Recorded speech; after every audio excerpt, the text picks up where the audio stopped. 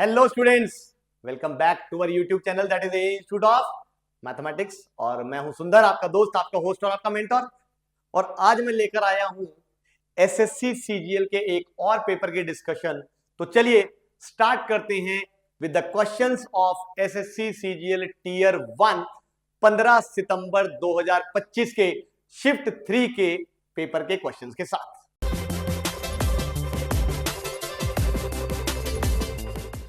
हाँ जी बच्चों, ये आ गया हमारे आज के लेक्चर का सबसे पहला क्वेश्चन। क्या कहता है वो कहता है सिंप्लीफाई करना है इसको। अब सिंप्लीफाई करना, तो देखो यहां पे क्या लिखा हुआ है 5.6 5.6 और माइनस ये लिखा है मिक्स फ्रैक्शन में। तो 5 दूनी 10, 10 और 4 14, 14/5। तो 14 को 5 से डिवाइड किया तो 5 दूनी 10, 4 बचा, तो उसके बाद एक डेसिमल लगा तो बन गया 40। तो 5 8 40 जमा में। अब यहां पे लिखा है दिस डिवाइडेड बाय दिस। तो ये मिक्स फ्रैक्शन में अगर हम देखें 8 एकम 8 और जमा 3 तो 11/8। तो ये आ गया 11/8 और यहां डिवाइड हो रहा है तो इसको हम कर देते हैं गुणा। तो ये आ जाएगा मेरे पास भाई 1/0.55। अब यहां से ये डेसिमल है तो इसको हटा दो और यहां पे लगा दो 100। तो ये आ जाएगा 11 एकम 11 पांजे और फिर यहां से 5 एकम और ये आ गया 5 20, 4 दूनी और ये आ गया 4 पांजे। यानी यहां से बन गया मेरे पास 2.8 जमा में 5/2 यानी कि 2 पॉइंट में 5। तो ये जुड़ के बन गया मेरे पास 5.3। यानी आंसर आ गया ऑप्शन ए। यहां पे हमारा सवाल हो गया खत्म। समझ आया होगा? तो चलिए, अगर ये समझ आ गया है तो इसके बाद हम बढ़ते हैं अगले सवाल पे। और अगला सवाल आ गया हमारे पास ये। अब इसको अगर आप ध्यान से देखें तो क्या कहता है वो कहता है अ 54,000 grant is distributed among research, teaching and administration.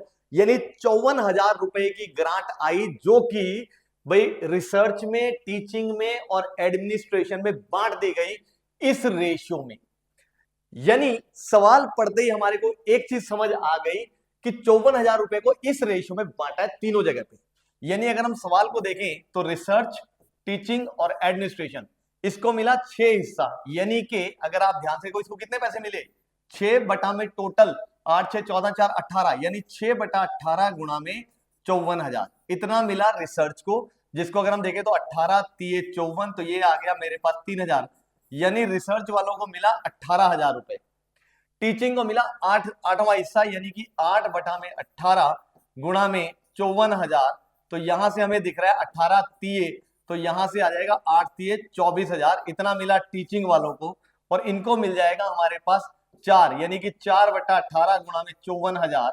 तो यहां से हम लोगों को दिख रहा है कि ये आ गया 30,000। यानी कि एडमिनिस्ट्रेशन वालों को मिला 12,000 रुपए।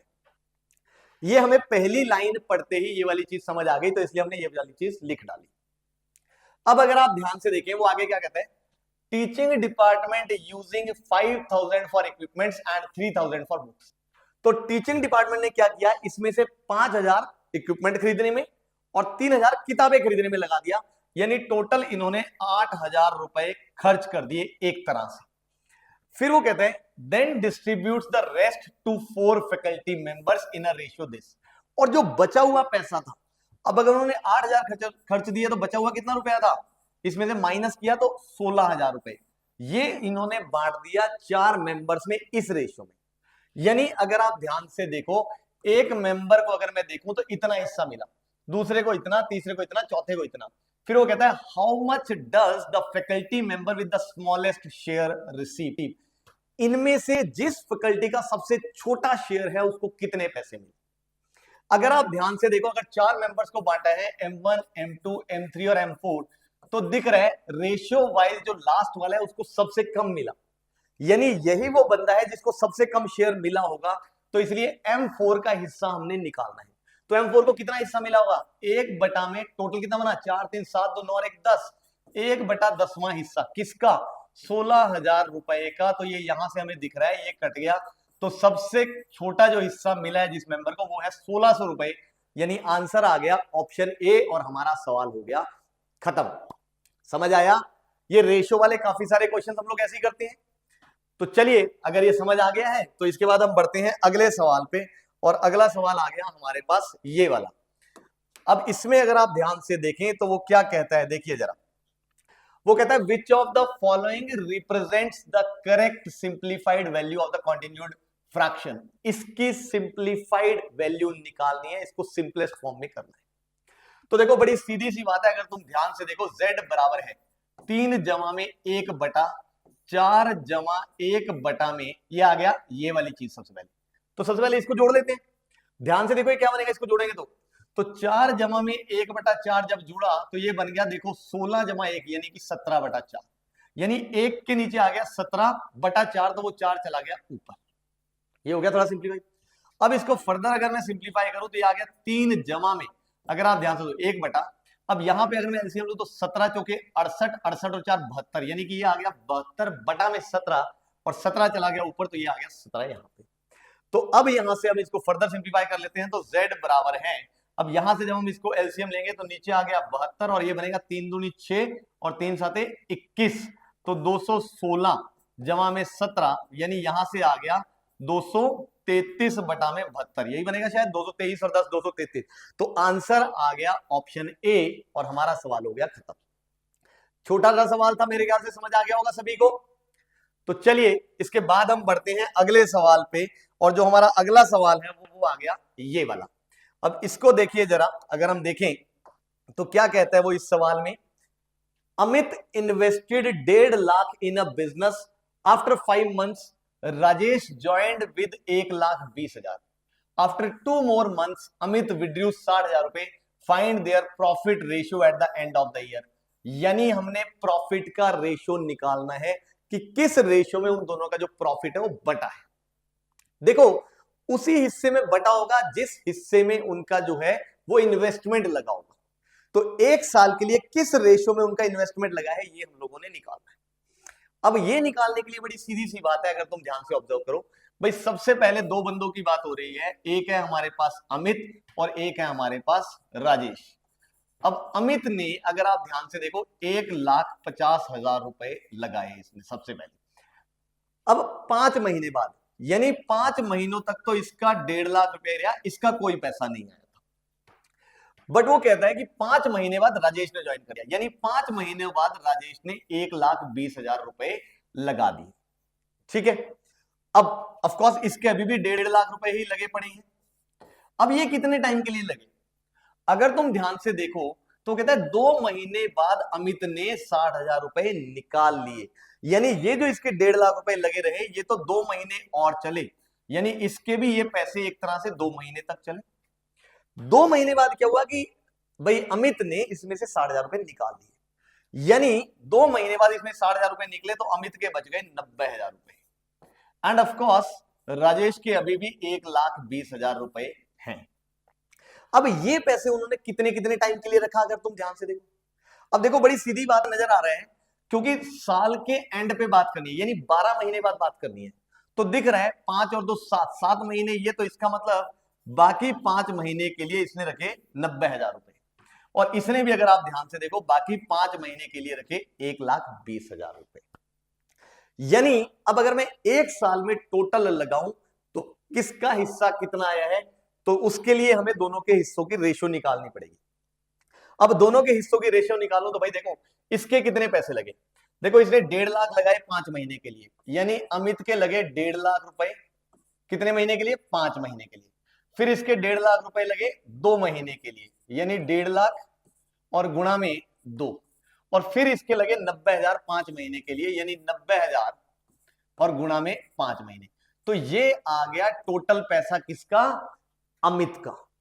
ठीक, अब राजेश का पैसा, राजेश का पैसा अगर हम देखें तो क्या आ गया मेरे पास, 1,20,000 रुपए कितने महीनों के लिए, 2 महीनों के लिए, और 1,20,000 रुपए कितने महीनों के लिए, 5 महीनों के लिए। तो ये आ गया टोटल पैसा जो राजेश का लगा। अब जिस हिस्से में जिस रेशियो में इन्होंने पैसा लगाया उसी रेशियो में प्रॉफिट बटा होगा, तो किस रेशियो में पैसा लगाया वो है इन दोनों का रेशियो। तो मैं इन दोनों का रेशियो निकाल लेता हूं, हमारा सवाल सॉल्व हो जाएगा। अब ये रेशियो निकालने के लिए 1.5 को जब हमने 5 से किया तो ये कितना बना, अगर आप ध्यान से देखो हमारे पास भाई ये बन गया 7,50,000 रुपए, भाई 15 बाजे 75, तो ये आ गया 7,50,000 रुपए। ये बन गया हमारे पास 3 लाख रुपए, तो जमा में 3 लाख रुपए और जमा में 1.5 into 2 यानी के सॉरी 90 into 5 यानी के कितने रुपए, 4.5 लाख रुपए। तो ये आ गया 4.5 लाख रुपए। तो ये आ गया टोटल अमित का पैसा बटा में राजेश का पैसा आ गया 2,40,000 ये, और जमा में 1,20,000 5 महीनों के लिए, यानी कि 12×5 = 60, यानी कि 6 लाख रुपए ये वाले। तो अब इनकी अगर मैं दोनों की रेशियो निकालूं, अगर तुम ध्यान से देखो तो इन दोनों को जब मैंने जोड़ा तो ध्यान से देखो, ये मेरे पास 4 जीरो तो एज इट इज आ गए, और फिर यहां से 5 और 5 10, एक और जीरो आ गया, और 7 और 3 10, और 1 11 और 4 15, ये आ गए इसके। और बटा में इसके अगर मैं देखूं ध्यान से तो क्या आया मेरे पास भाई, ये 4 जीरो एज इट इज अगर तुम देखो, और फिर उसके बाद 4 और 6 और 2 8, यानी ये आ गया राजेश का पैसा। तो दोनों का जो रेशियो है वो अगर तुम ध्यान से देखो तो क्या निकल के आया, ये 4 जीरो से 4 जीरो कटा, उसके बाद यहां पे अगर तुम ध्यान से देखो, ये मेरे पास 2 से कटा 2,75, और ये आ गया 2,42। उसके बाद अगर हम ध्यान से देखें तो इसके बाद भी कोई कटम कटाई हो रही है। अगर हम इसको काटे 7 से तो 7 से नहीं कट रहा है, 6 से 3 से कट रहा है। 3 को अगर मैंने किया तो 3 25, और यहां पे आ गया 3 एकम 3 3 14, यानी जो दोनों का पैसा लगा वो इस रेशियो में लगा। तो इसका मतलब डेफिनेटली हम कह सकते हैं कि जो प्रॉफिट भी बटा है वो इसी हिस्से में बटा होगा, यानी प्रॉफिट की रेशियो आ गई उन दोनों की 25:14। ये आ गया हमारा सवाल, और यहां पे हमारा सवाल हो गया है खत्म। समझ आया ये हिस्से वाले पैसे हम लोग कैसे निकालते हैं, प्रॉफिट का शेयर कैसे निकाला जाता है? मेरे ख्याल से आपको ये सारी चीज पता लग गई होगी। तो चलिए बच्चों, अगर ये समझ आ गया है तो इसके बाद हम बढ़ते हैं अगले सवाल पे, और अगला सवाल आ गया हमारे पास ये, अगर आप ध्यान से देखें ये आ गया अगला सवाल। अब हमने इसमें देखना है कि क्या करना है, हमने देखिएगा जरा, यहां पे वो कहता है एक्स ने इन्वेस्ट किया 85,000 रुपए और वाई ने इन्वेस्ट किया 1,10,000 रुपए। तो उसके बाद वो कहता है if x invest lasting for 14 months. इसका मतलब क्या हुआ कि एक्स ने जो इन्वेस्टमेंट लगाई वो 14 महीने के लिए लगाई, ठीक है, एंड वाइज फॉर 11 मंथ्स, और जो वाई की इन्वेस्टमेंट लगी वो 11 महीने के लिए लगी, यानी इसने अपना पैसा 14 महीने के लिए लगाया, इसने अपना पैसा 11 महीने के लिए लगाया। द टोटल अमाउंट्स टू इतना रुपया, जो प्रॉफिट है वो टोटल इतना हुआ। तो यहां पे हमने एक्स का हिस्सा निकालना है। फिर से वैसा ही सवाल जैसा अभी हमने किया था, यानी एक्स का हिस्सा अगर हमने निकालना तो हमें ये देखना है कि एक्स ने कितना पैसा लगाया, किस रेशियो में लगाया। तो एक्स का हिस्सा निकालने के लिए हम एक्स का जो इन्वेस्टमेंट है उसका रेशियो निकाल लेते हैं। तो वो कैसे निकालेंगे कि भाई एक्स ने लगाया है 1,10,000 रुपए, कितने महीने के लिए, 14 महीने के लिए, जबकि वाई ने लगाया है, नहीं 1,10,000 नहीं, सॉरी, इसने लगाया है 85,000 रुपए, इसने लगाया 85,000 रुपए 14 महीने के लिए, जबकि वाई ने लगाया, अगर तुम ध्यान से देखो, 1,10,000 रुपए कितने महीने के लिए भाई, 11 महीने के लिए। तो अब अगर मैं एक्स का हिस्सा देखूं कि कितना लगा है, तो उसके लिए अगर आप ध्यान से देखो भाई, एक्स का पैसा बटा में टोटल पैसा, तो एक्स का पैसा आ गया, अगर तुम ध्यान से देखो, ये 3 जीरो एज इट इज, 14 पांचे होता है हमारे पास 70, 7 और 14 आठे क्या होता है भाई, 14 ढाई 140, 140 में से 28 गई, 112 और 7 119। तो इतना पैसा टोटल एक्स का लगा है बटा में टोटल पैसा। अब टोटल पैसा कितना है अगर आप ध्यान से देखो, एक्स का पैसा यानी कि ये वाला 11,90,000 रुपया प्लस वाई का पैसा, और वाई ने अगर तुम ध्यान से देखो तो ये 4 जीरो तो एज इट इज आ गई, और 11 को 11 से किया 121, यानी ये हिस्सा है जो एक्स का लगा है। अब ये हिस्सा हमने किसमें निकालना है, टोटल प्रॉफिट में, यानी हम इसको किससे गुणा कर देंगे, 65,000 से, तो हमारे पास एक्स का वो हिस्सा आ जाएगा जो उसका प्रॉफिट में लगा है, ठीक है। तो अब यहां से इसको हम सिंप्लीफाई अगर करें तो ये आ गया 11,90,000 रुपए बटा में, जब मैंने इन दोनों को जोड़ा तो ये 4 जीरो एज इट इज जुड़ गई, और फिर उसके बाद अगर आप देखो 9 और 1 10, 1 जीरो, फिर उसके बाद 2 और 2 4, और फिर उसके बाद 1 और 1 2, गुणा में 65,000। तो ये आ गया उसका प्रॉफिट शेयर। अब इसमें से अगर आप ध्यान से देखो, ये 4 जीरो से 4 जीरो कट गया है, अब आ गया 119 बटा में 240। ये थोड़ा सिंप्लीफाई हो रहा है तो इसको सिंप्लीफाई कर लो, क्योंकि 119 को हमने 24 से डिवाइड भी करना है। अब डिवाइड करने के लिए थोड़ी कैलकुलेशंस करनी पड़ेगी हमें। तो अगर तुम ध्यान से, हम अगर आइडिया लेना चाहें, देखो ये बहुत क्लोज ऑप्शंस है, तो थोड़ा सा हमें आइडिया लेना पड़ेगा ढंग से, कैलकुलेशन थोड़ी बेहतरीन करनी पड़ेगी, तब जाके बात बनेगी। तो अब कैलकुलेशन बेहतरीन करने के लिए हम लोग क्या करते हैं भाई, 24 और यहाँ पे 6500, इसकी तो हम वैसे तो 2 से कटम कटाई कर सकते हैं, पर 2 से ना करें तो ठीक है। 119 को हम एक काम करते हैं 24 से डिवाइड कर लेते हैं, ताकि ये हमें हिस्सा पता लग जाएगा। तो 119 को 24 से डिवाइड किया तो क्या आया, देखो 24 पंजे 120 है ना, तो ये लगभग 24 चौका 96, यानी ये लगभग 4.9 के आसपास आएगा अगर तुम ध्यान से देखो। क्यों, अगर मैं 49 को 24 से कर लूं, देखना जरा ध्यान से, 49 को अगर मैं 24 से करूं, 9 चौक 36, 3, उसके बाद 4 चौक 16 और 9 दूनी 18, 18 और 16 34, 34 और 3 37, फिर 3 4 दूनी 8 और 3 11, यानी ये लगभग 117 के आसपास जाएगा, यानी 4.9 वाला हिस्सा काफी सटीक है हमारा लगभग। तो यानी इसका हिस्सा लगा 4.9, तो अब 4.9 को मैं गुणा कर लेता हूं किससे, 65 रुपए से, तो ये आ गया 6500, और इसमें से भी एक ही हटा के और ये जीरो आ गया, तो ये कट गया, तो यानी 49 को हमने 65 से करना है कुल मिला के। तो 65 को जब मैंने 49 से गुणा किया, 9 5 45, 4 9 6 9 54 और 5 चौके 20, 54 और 20 74 और 4 78, यानी कि 7 6 चौक 24, 24 और 7 31, तो ये आ गया अगर तुम ध्यान से देखो 31,850, यानी लगभग इतना रुपया जो है उसका आया है। अब इसमें अगर आप ध्यान से देखो क्या आंसर दे, अब हम 32,229, 32,500, 31,000, नहीं बात नहीं बन रही यहाँ पे अगर तुम ध्यान से देखो, तो यानी हमें और सटीक पे जाना पड़ेगा, और सटीक पे अगर हम गए तो ये आ जाएगा 4.99, अगर मैं 4.99 ले लूं, देखना जरा 4.99 को मैंने 24 से किया, देखना जरा क्या आएगा, 24 को 9 से किया तो 216, 21, फिर 24 को 9 से किया 216, 216 और 21 217 और 237, यानी 7, तो यहाँ पे आ गया 23, और 24 चौके 96, 96 और 23 119, यानी लगभग ये ठीक जा रहा है। तो यानी हमें यहाँ पे 4.99 को करना पड़ेगा, तो ये आ जाएगा मेरे पास, अगर आप ध्यान से देखें 4.99 गुणा में 6500 और बटा में इसको हटा के ये 2 0, तो ये कट गई, तो अब हमने करना है 499 को 65 से गुणा, चलो करके देखते हैं। 5 नीम 45, 4 5 नीम 45 और 4 49, 4 पांचों के 20 और 4 24, 6 नीम 54, 5 6 नीम 54 और 5 59, फिर 5 6 चौक 24 और 5 29, तो ये आ गया 5 9 और 4 13, इधर आ गया 1 10 और 4 14, इधर आ गया 1 10 और 2 12 और इधर आ गया 1, तो लगभग अब 2 के बाद अगर मैं डेसिमल लगा दूं यहाँ पे, अगर तुम ध्यान से देख, नहीं इसी को अगर मैं सीधा करूं तो 32,435 रुपए के आसपास, यानी जो हमारा आंसर है वो है 32,500 रुपए। सबसे जो नजदीक वाला आंसर है वो यही है, यानी हमारा आंसर यही आएगा। तो समझ आया, यहां से देखो कितना उन्होंने बारीकी पे चले गए, कितनी छोटी सी कैलकुलेशंस पे उन्होंने हमें उलझा लिया। कई बार हम करते हैं कि छोटा सा काम करके हमारा सवाल सॉल्व हो जाता है, बट यहां पे नहीं हुआ क्योंकि उन्होंने ऑप्शंस बड़े नजदीक दे दिए। तो इसलिए हमें अपनी कैलकुलेशंस को बेहतर करना पड़ेगा ताकि कहीं भी गलती ना हो, कहीं भी ये गुंजाइश ना हो कि हमारे से कोई ऑप्शन गलत हो जाए। जब ऐसे नजदीक वाले ऑप्शन आते हैं तो हमें बड़े ध्यान से सवालों को करना पड़ता है। समझ आ गई होगी?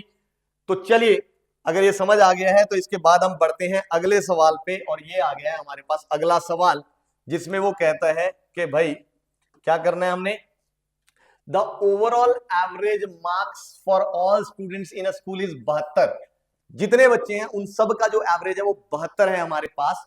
Science stream students have an average of 85, जो साइंस स्टूडेंट्स है उनका एवरेज 85 है, while arts stream students have an average of 65, और आर्ट्स वालों का जो एवरेज है वो 65 है।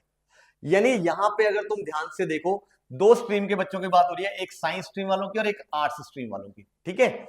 फिर वो कहता है if there are 25 science students determine the number of students of arts, तो आर्ट्स में कितने बच्चे हैं ये हम लोगों ने निकालना है। अब साइंस में देखो हमें पता है 25 बच्चे हैं, आर्ट्स में हमने निकालना है, हम मान लेते हैं कि n बच्चे हैं से फॉर एग्जांपल।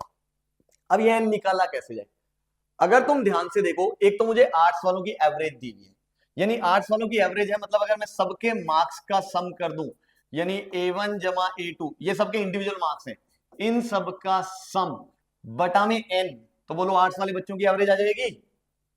तो बटा में n किया तो मैं n को इधर गुणा कर देता हूं, तो ये आ जाएगा मेरे पास बराबर है 65n, ये आ गया इन सब का सम, ठीक। अब साइंस वालों की एवरेज 85 दी हुई है, यानी साइंस वालों का अगर मैं कहूं S1 प्लस S2 से लेके और S25 तक इन सब का सम और बटा में 25, तो ये आ जाएगी इनकी एवरेज, यानी इनकी सम आ गया 85 गुणा में 25। ठीक, और मुझे क्या गिवन है, और मुझे गिवन है कि ऑल स्टूडेंट, सब बच्चों की जो एवरेज है वो 72 है। सब बच्चों की एवरेज 72 होने का मतलब कि S1 S2 से लेके S25 तक का सम और फिर जमा में A1 प्लस A2 से लेके कहां तक, AN तक का सम, इन सबको अगर मैं डिवाइड कर दूं किससे, इनके टोटल नंबर से, यानी n प्लस 25 से, तो ये किसके बराबर है, 72 के बराबर है, यानी 72 गुणा में 25 जमा में n।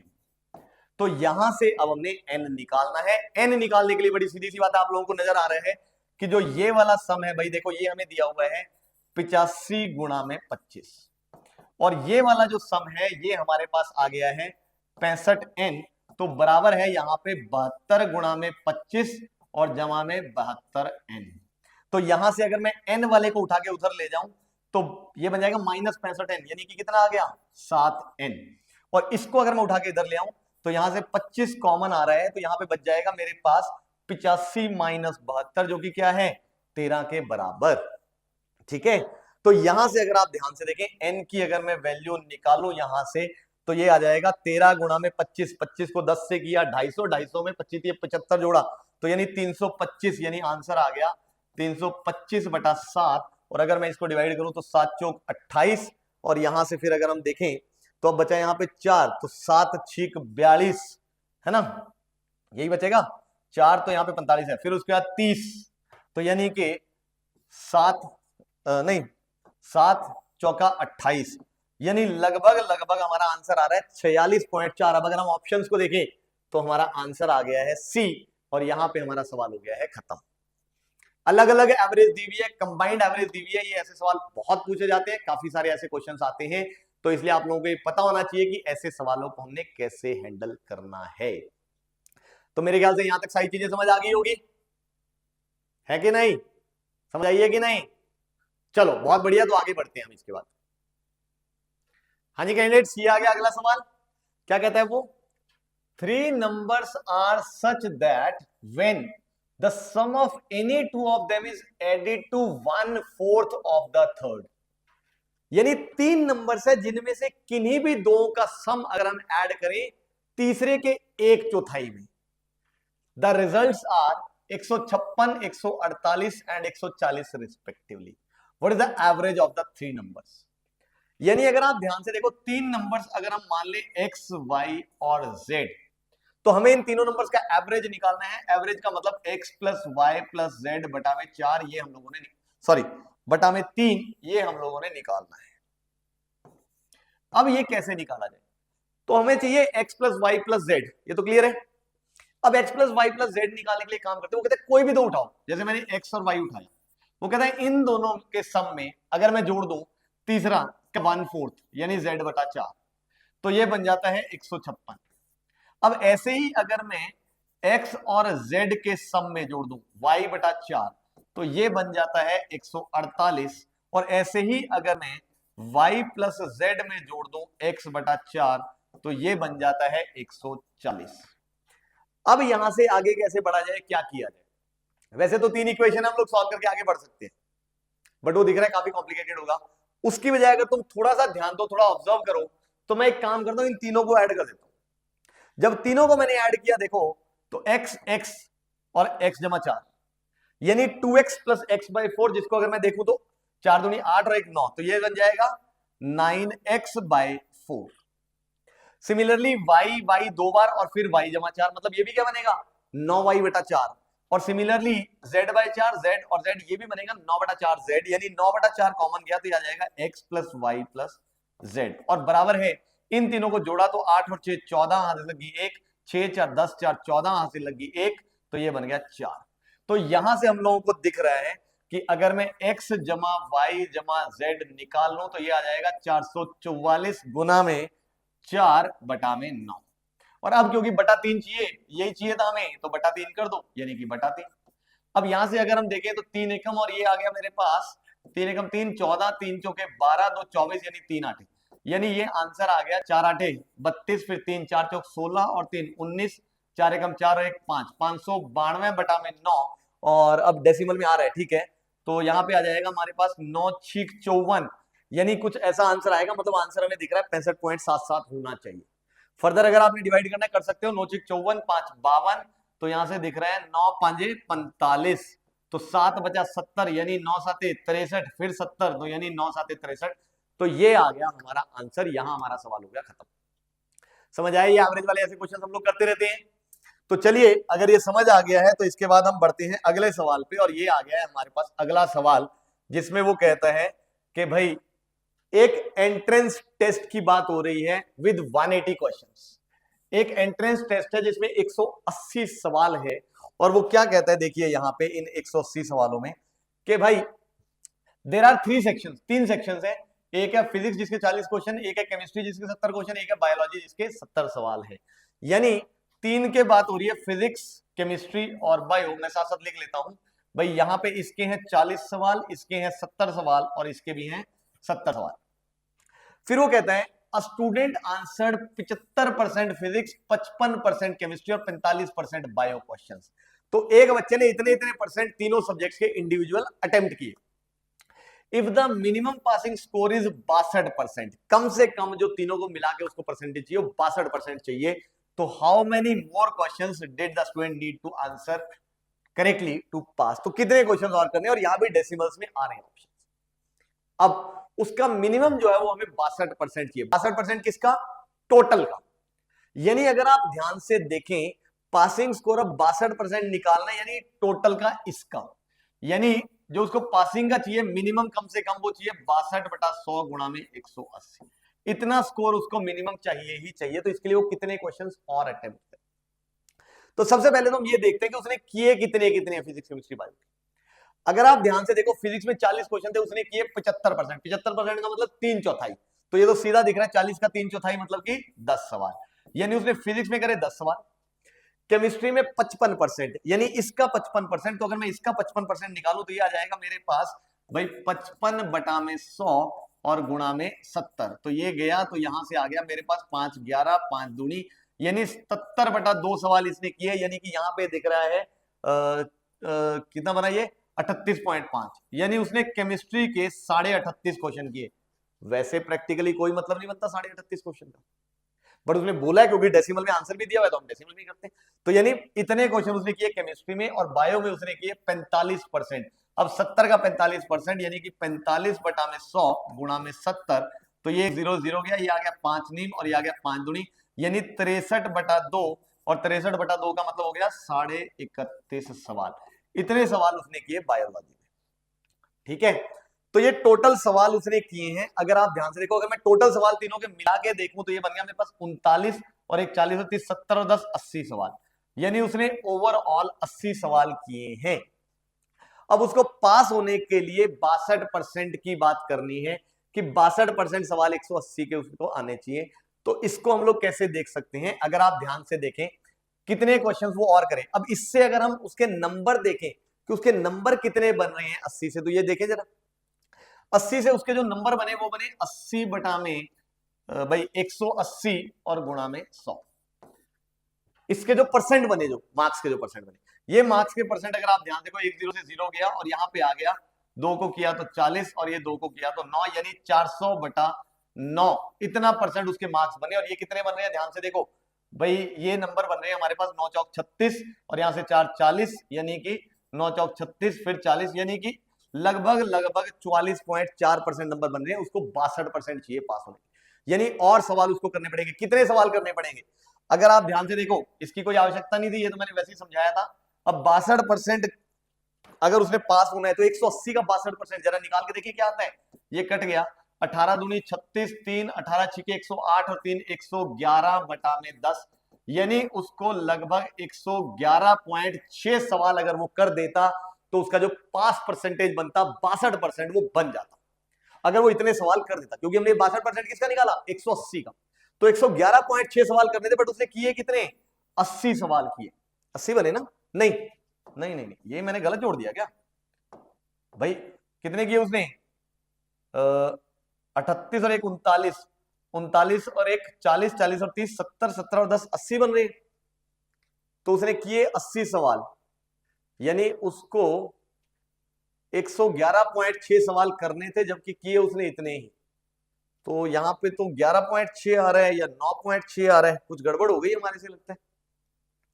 देखना जरा, 38.5 यहाँ पे और 45%, 45% ऑफ 70। तो यहाँ पे अगर हम देखें तो 5 नीम 5 दूनी 9 7 63/2, तो 38.5, 39, 40 और 30 70 और 10 80, और ये 62% का मतलब यहाँ पे बन रहा है इतना 75%। अरे अरे अरे अरे, यहाँ पे गलत करे बैठा हूं ना मेरे भाई। में 75% मतलब 3/4 किए उसने। 3/4 का मतलब 30 सवाल किए, 10 नहीं किए, सॉरी मेरे से गलती हो गई। तो यहाँ पे दिख रहा है 17 और 30 100 सवाल, यानी उसने 100 सवाल कर दिए हैं और करने उसको 111.6 थे। तो यानी डेफिनेटली उसको कितने और करने पड़ेंगे? 11.6 सवाल और करने पड़ेंगे। तो यहां से हमारा क्वेश्चन हो गया 100। पता लग गया है? तो चलिए, अगर ये समझ आ गया है, पता लग गया है, तो इसके बाद हम लोग बढ़ते हैं अगले सवाल पे। और ये आ गया अगला सवाल, जो कि क्या कहता है हमारे को भाई, ये कहता है find the compound interest on 9500 रुपए at 11% for 2 years and 6 months compounded annually. यानी हमें कंपाउंड इंटरेस्ट निकालना है। अगर आप ध्यान से देखो, इतने रुपए का, वो भी 2.5 साल के लिए। अब 2.5 साल के लिए कैसे निकाला जाए? अगर मैं आपको 2 साल के लिए निकालने को कहता कंपाउंड इंटरेस्ट, तो आप सीधा फॉर्मूला लगाते। क्या होता हमारा फॉर्मूला? प्रिंसिपल गुणा में 1 जमा में रेट ऑफ इंटरेस्ट, यानी कि 11% बटा में 100 की पावर में 2। ये आता 2 साल के लिए। बट उसने क्या कहा? 2.5 साल के लिए निकालना है, यानी 6 महीने और उसको ब्याज लगाना है। तो इसलिए हम क्या करेंगे? इसको गुणा कर देंगे किससे? 1 जमा, क्योंकि अब 2.5 साल है, यानी जो 6 महीने के लिए उसका ब्याज जो लगेगा वो 11% की बजाय 5.5% लग जाएगा। यानी ये आ गया 5.5 बटा में 100 और इसकी पावर में 1। इसको सिंप्लीफाई करो, देखो आपका आंसर अपने आप निकल के आएगा। थोड़ा कैलकुलेटिव है, थोड़ा क्या बल्कि काफी कैलकुलेटिव है मेरे हिसाब से। तो ये आ जाएगा 9500 गुणा में, ये आ जाएगा 111/100, यानी कि 1.11 की पावर में 2, गुणा में ये आ जाएगा 1 जमा में 55/1000, यानी कि 1055, या मैं कह सकता हूं कि 1055/1000, यानी कि 1.055, इसको गुणा करना है। बाप रे, भयंकर कैलकुलेशन है। तो चलो, भयंकर है तो करनी पड़ेगी। अब इलाज क्या है? सबसे पहले 111 को 111 से कर लेते हैं। ये आ गया 1 1 1 गुणा में 1 1 1 गुणा में 1 1 1, तो ये आ गया 1 2 3 2 1। वैसे इसके लिए शॉर्टकट भी आता है, आप लोगों को पता होगा। तो यहाँ पे उसके बाद 2 और 2 4, तो 2 और 2 4, यानी कि ये आ जाएगा 9500 गुणा में 1.2321 गुणा में 1.055, यानी अब इसको मैंने गुणा करना है किससे? सबसे पहले 1 पॉइंट, यानी कि 1055 से। चलो जल्दी से कर लेते हैं। 5 एकम 5, 5 दूनी 10, 5 ते 15, 1 16, 5 दूनी 10 और 1 11, 5 एकम 5 और 1 6। फिर इससे करना है तो 50616, फिर गुणा गुणा तो ये आ जाएगा 00000, फिर यहाँ पे 3 गुणा लगाएंगे और ये बन गया 1 2 3 2 1 5 5 6 6 और 2 8, 6 1 7 और 2 9, फिर उसका 6 और 3 9, फिर यहाँ पे 2 और ये 1, फिर उसका डेसिमल लगेंगे 4 और 3 7, तो 4 और 3 7, यानी कि 1 पॉइंट, ये देखना जरा 3 3 6 और 1 7, बिल्कुल ऐसे डेसिमल लगना है। और फिर अब इसको गुणा करना हमने किससे? 9500 से। तो एक काम करते हैं, 95 से गुणा कर लेते हैं इसको। तो जैसे ही मैंने 95 से गुणा किया तो ये आ गया मेरे पास 5 5 25, 5 5 25 और 2 27, 5 6 30 और 2 32, 3 5 8 40 और 3 43, 4 5 3 45 और 4 49, 5 9 45 और 4 49, 4 इधर 5 दूनी 10 और 4 14, 1 इधर 5 1 5 और 1 6 गुणा में 9 5 45, यानी 4 9 5 45 और 4 45 और 4 49, यानी कि फिर 4 9 6 54, 54 और 4 58, यानी कि 5, फिर उसके बाद 9 8 72, 72 और 5 77, यानी कि 7, फिर उसका 9 9 81 और 7 88, यानी कि 8, फिर 9 9 81 और 8 89, यानी कि फिर से 8, 9 दूनी 18 और 18 और 8 26, यानी 2, और फिर उसका 9 एकम 9 और 2 11, और इन सबको अगर मैं जोड़ूं तो ये आ गया 7 5 12, 9 2 11 और 1 12, 8 3 11 और 1 12, फिर 10 और 7 17, 10 और 8 18, 10 और 4 14, 12 और 1 13, और फिर यहाँ पे 2 और फिर यहाँ पे 1। तो यहाँ पे अगर आप ध्यान से देखो, अब डेसिमल कितने के बाद लगना था भाई, 3 और 4 7 के बाद, बट क्योंकि 2 0 हैं तो 5 के बाद, 1 2 3 4 5, यानी कि ये आ गया है यहाँ पे डेसिमल, यानी 12348। 12348 ये तो इतना तो है ही नहीं। ये यहाँ पे क्या हुआ भाई, अच्छा ओहो, अरे अरे अरे अरे अरे अरे अरे अरे, 12348 का मतलब हुआ, ये तो हमारे पास अमाउंट आ गया ना, ये तो अमाउंट आया है। अब हमने तो इसमें से ये निकालना था ब्याज, तो यहाँ पे कंपाउंड इंटरेस्ट जो है वो आ जाएगा मेरे पास भाई, अमाउंट जो आया है यानी कि 12348 12348.72 ही ले लेते हैं इसको, और इसमें से हम क्या माइनस कर देते हैं, -9500। तो इसमें से 9500 हमने माइनस कर दिया, तो ये आ गया 72 रुपए, यहाँ पे आ गया 8, यहाँ पे 4, 5 और 3 8, और यहाँ पे 11 में से 9 गए 2, यानी 2848 रुपए और 72 पैसे। तो ये आ गया हमारा आंसर।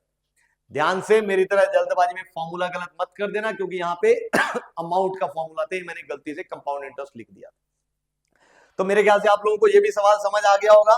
तो चलिए इसके बाद हम बढ़ते हैं अगले सवाल पे, और जो कि आ चुका है ये वाला, और इस सवाल में वो क्या कहते हैं देखिए जरा ध्यान से सवाल को।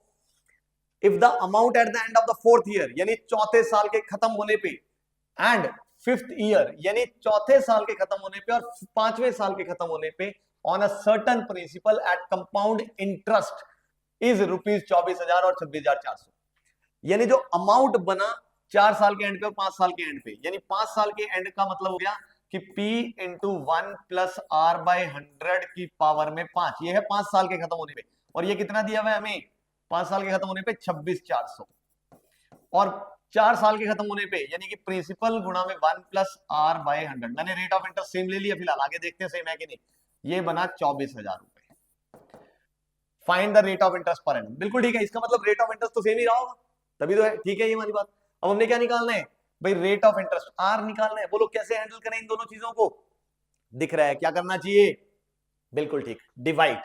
तो मैंने दोनों को डिवाइड कर दिया है, जब डिवाइड किया यहाँ पे तो हम लोगों को दिख गया कि ये बन गया 264 बटा में 240, और बराबर है, यहां से पी कट गया तो ये आ गया 1 प्लस आर बटा 100, दिख रहा है ना, क्योंकि इसकी पावर 4 इसकी पावर 5, पी से पी कटा और वहां पे 5 से 4, तो 4 चली गई और 1 बचा ऊपर। तो यहां से अब अगर हम इसको सिंप्लीफाई करें, देखो ये सिंप्लीफाई हो रहा है कैसे, ये आ गया 132 बटा में 120, फिर अगर हम करें तो 2 छिके 12 और 2 छिके 12, और यहाँ पे आ गया हमारे पास 60, यानी ये आ गया 33 और ये आ गया 30। अब इस एक को अगर मैं उठा के इधर ले आऊं तो ये बन जाएगा 3 बटा में 30 बराबर है R बटा में 100, और ये 0 से 0 कटा, यहाँ 3 से 3 कटा, क्रॉस मल्टीप्लाई किया तो रेट ऑफ इंटरेस्ट जो है वो हमारे पास निकल के आ चुका है, सवाल सॉल्व हो चुका है, यानी कि 10%, यानी ऑप्शन सी करेक्ट, हमारा सवाल हो गया खत्म। ठीक है, समझ आ गया होगा, ये भी कंपाउंड इंटरेस्ट अमाउंट वाला क्वेश्चन था। तो चलिए बच्चों, इसके बाद अगर ये समझ आ गया है तो बढ़ते हैं हम लोग अगले सवाल पे, और ये आ गया है हमारे पास अगला सवाल। अब इसमें क्या कहता है वो देखिए जरा ध्यान से भाई, वो कह रहा है a shopkeeper buys 3 types of pens, एक शॉपकीपर ने 3 तरह के पेन खरीदे, मान लीजिए एक है P1 टाइप का, एक है P2 टाइप का और एक है P3 टाइप का। अब वो कहता है first cost him 6 pens for 35 रुपए, यानी पहली टाइप के 35 रुपए में 6 पेन आए, यानी एक पेन की कॉस्ट अगर मैं आपसे पूछूं तो 35 बटा 6 रुपए हुई पर पेन। बोलो मानते हुए वाली बात, पहले टाइप का।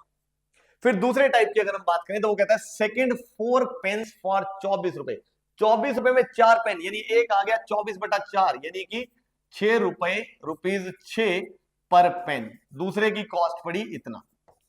और तीसरे में अगर हम देखें तो वो कहता है द थर्ड 12 फॉर 75, यानी कि एक पेन पड़ गया 75 बटा 12 रुपए, जिसको अगर मैं 3 से देखूं तो 25 बटा में 4, यानी कि तीसरे जो पेन का टाइप है वो है 25 बटा 4 रुपए की कीमत पर पेन की। पता नहीं जरूरत पड़ेगी नहीं, बट मैंने कहा जो जो डेटा पढ़ता जा रहा है वो डेटा लिखते जाओ।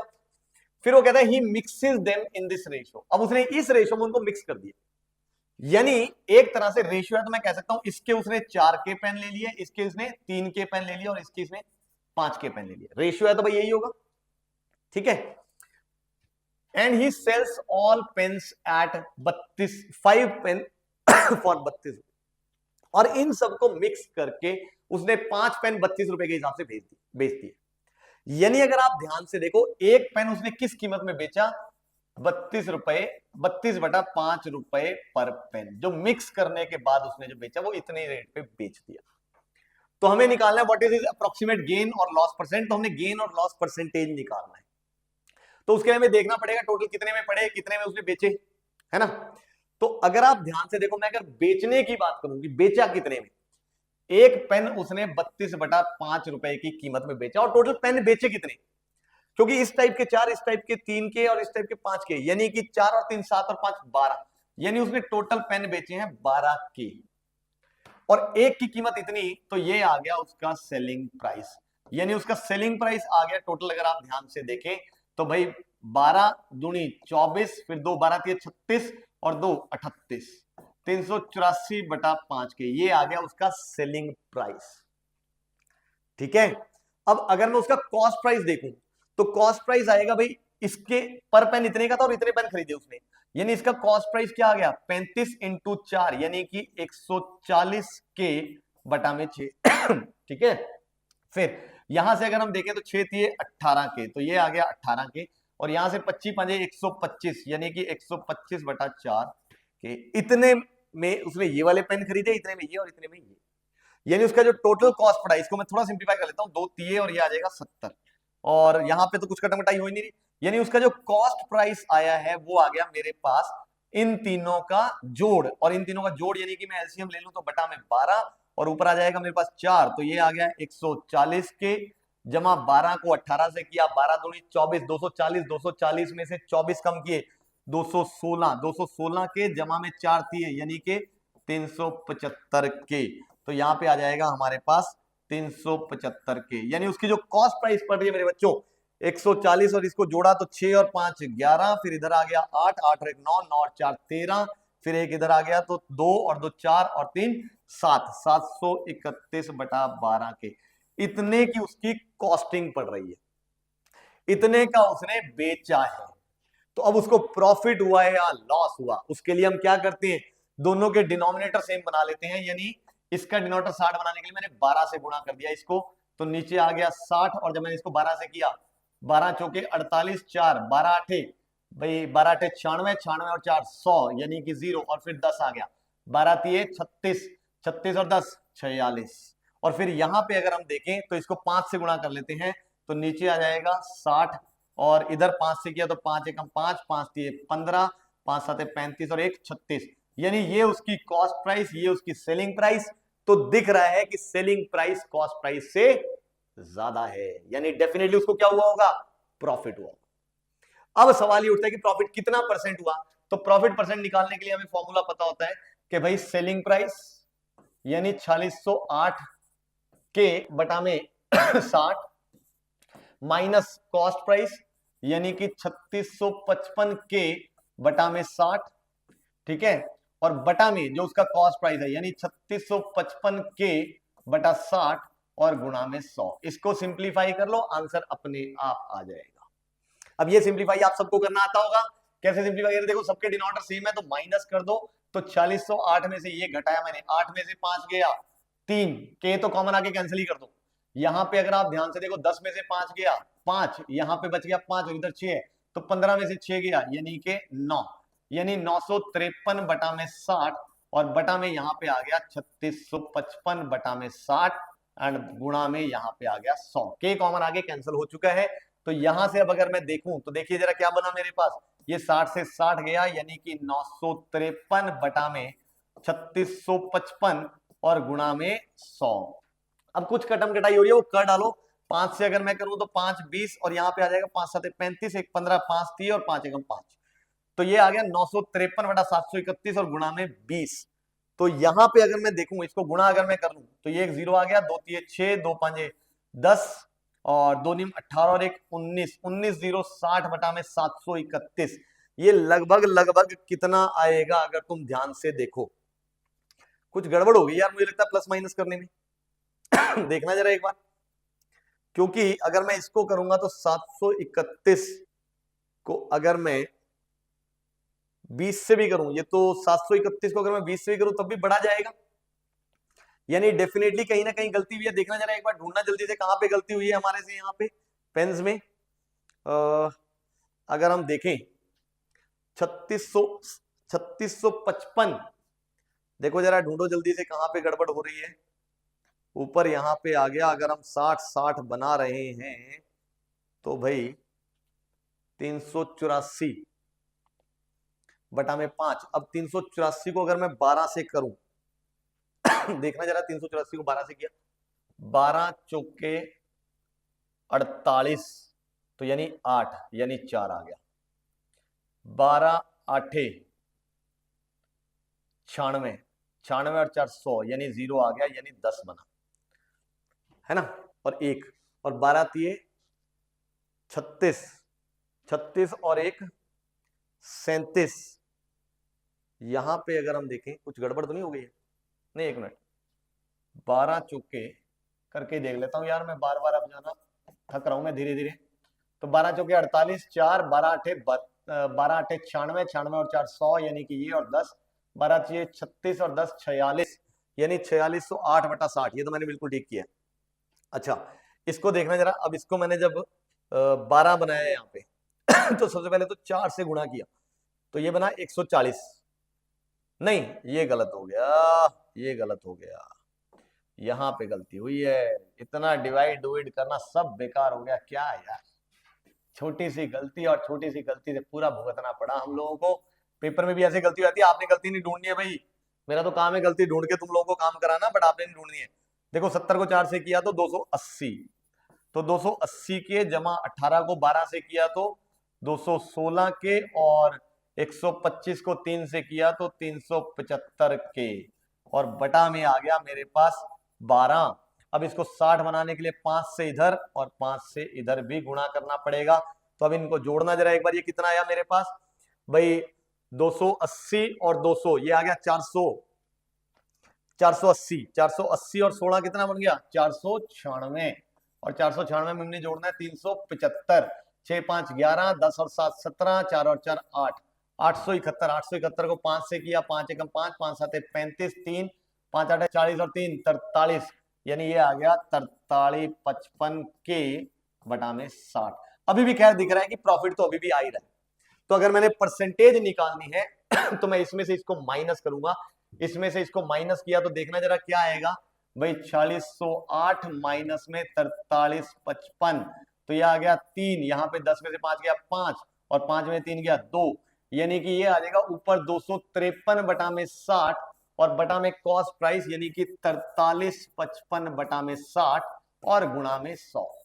अब ये 60 से 60 कटा, यानी कि यहाँ पे आ गया 5 से करेंगे तो 5 दूनी 10, ये आ गया 5 8 40, 3 35, तो 5 7 35, और यहाँ पे फिर आ गया 5 एकम 5, यानी ये बन गया, अगर आप ध्यान से देखें 2 तिये 6 और उसके बाद 2 5 10, 2 दूनी 4 और एक 5 बटा में 871, है ना। अब ये प्रॉफिट हो रहा है। अब भी कोई गलती हो गई क्या? कई बच्चे बोल रहे हैं सर फिर गलत हो गया, देखना जरा अब भी कोई गलती हुई है। 43 55, ये बना था 871, बनेगा तो यही ना, ये 200 200 400 और 80 और 16 96, 496, और 125 को 3 से करेंगे तो 375, ये भी बिल्कुल ठीक है। 6 और 5 11, 10 और 7 17, 4 3 7 और 1 8, और इसको 5 से किया तो 5 एकम 5, और फिर उसके बाद 5 7 35, यानी कि 3 5 8 40 और 3 43, तो ये भी ठीक है। माइनस किया, 8 में से 5 गया 3, 10 में से 5 गया 5, और 5 में से 3 गया 2, तो ये भी ठीक है। तो 253, इन दोनों का डिफरेंस बटा में कॉस्ट प्राइस यानी कि 43 55, तो 5 8 40, 3 35, 5 7 35 और 5 एकम 5, और यहाँ पे आ गया 5 20, और 20 253 को अगर मैं करूंगा तो आएगा 506, ठीक है। तो 871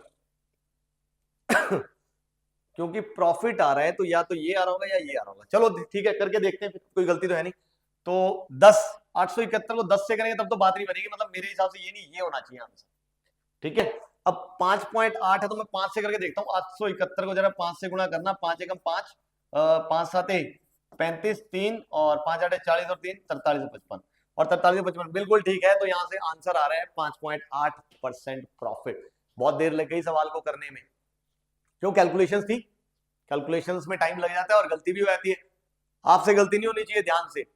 मैं तो क्योंकि इधर भी पढ़ा रहा हूँ उधर भी देख रहा हूँ, कैलकुलेशन जो है ना गलती हो सकती है, बीच में आप लोगों के कमेंट्स भी आ रहे हैं, तो मेरे से गलती हो सकती है बट आपसे गलती नहीं हो पाएगी। Is that okay?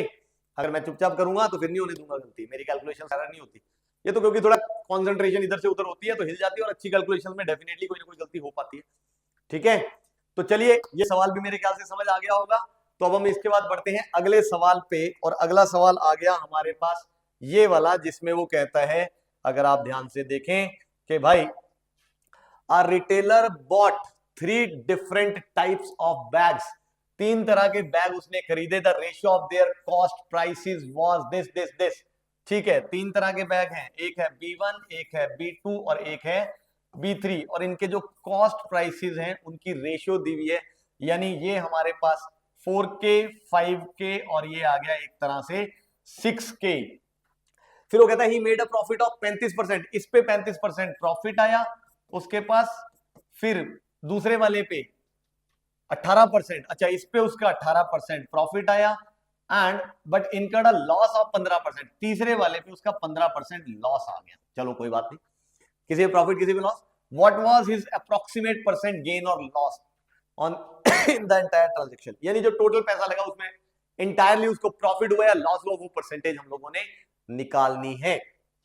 अब ऐसा जब सवाल आ जाता है, अगर आप ध्यान देखो सारा परसेंट में है और ये रेशियो में है, तो वैसे तो मैं कहता हूं कि रेशियो में आप ये ले लो, पर यहाँ पे सबसे बढ़िया और सबसे आसान तरीका है कि हम मान लेते हैं, क्योंकि 4:5:6 में है, तो मैं इसको मान लेता हूँ 400 रुपए का, इसको मैं मान लेता हूँ 500 रुपए का, और इसको मैं मान लेता हूँ 600 रुपए का। Is that okay? ये मैंने इनकी कॉस्ट प्राइस मान ली।